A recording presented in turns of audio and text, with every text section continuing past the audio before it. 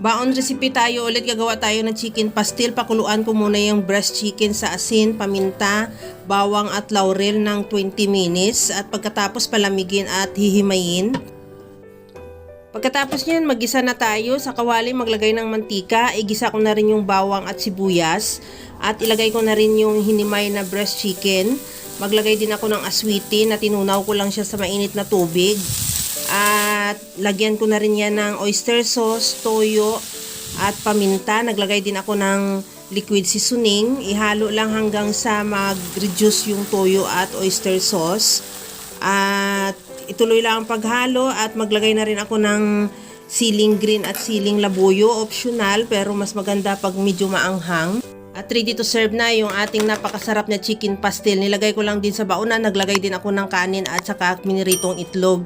Mga kalasa, huwag kalimutan mag-follow and thank you for watching.